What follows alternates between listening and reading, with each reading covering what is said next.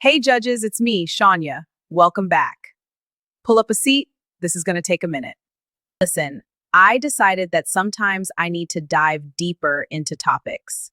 When those times happen, we are going to hold court. Basically, JFTM extendo version. And with that being said, let's dive into this thing. Okay, if you didn't see the prequel to this video, I'm going to link it here because there is more to discuss regarding Gavin Newsom. So in the last video, I framed Gavin Newsom tour as a pseudo campaign tour, which is a backdrop to his book. And now I'm having another thought, and that is he is using this tour as a way to soft launch his campaign, as he wants to be the next president of the United States. And I'm saying this because when you review the overspill of footage from him and his team, you start to see some interesting patterns. And here's where the soft launch becomes hard to ignore. So, in the middle of this so-called book tour, Gavin brings up Kamala Harris. He brings her up for her connection to a man named Willie Brown. He leans in by basically saying, you wouldn't even know her if it wasn't for him. And let me pause right there, because that reference is not random. Willie Brown is a major figure in California politics, former Speaker of the California Assembly and former Mayor of San Francisco. During the 2024 election, one of the attack narratives that Kamala Harris had to deal with was her ties to Willie Brown. And those attacks shaped up to questioning her pedigree and how her resume was built, as if to say it was something other than merit. Now, to be clear, I'm not here to argue that as fact or fiction. My job is to show you pattern, so you can recognize the play.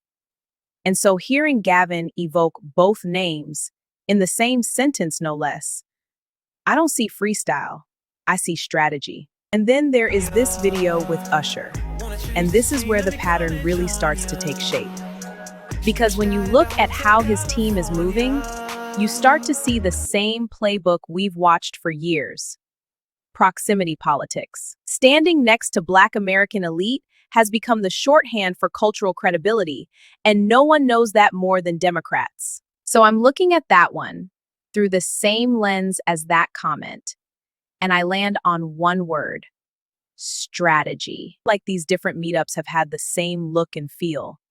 Gavin positioned on a stage, sharing the spotlight, but only with a Black American male. Well, thus far anyways. So this tells me he is trying to play to the base, more so than he actually cares about selling books. And if I can add the cake topper to all of this, Gavin had a quick interview yesterday. He was giving his pre-takes on what Trump would say during the State of the Union address. And what made my ears perk up is him leaning in on what Biden did wrong during his time in office. Yet again, another tie back to Kamala. So yeah, all of these things, coupled with the polling that's been floating around about who has potential to be the Democrat nominee, has given me enough evidence to soundly say Gavin Newsom has ditched California politics for the federal stage 10 months early, as he is the governor until January 2027. And the last thing I will add before I close out, Gavin Newsom running for president is not what is giving me an ick. It's his execution, because it is coming off as inauthentic. From the antics online to how he moves, it is reading like he's mimicking other people's natural identity. So judges, I'm ending this here. Listen, you don't have to agree with me. I just ask you listen to understand me. And remember, facts over noise and clarity over everything. Until next time, see you in the comments. Bye-bye.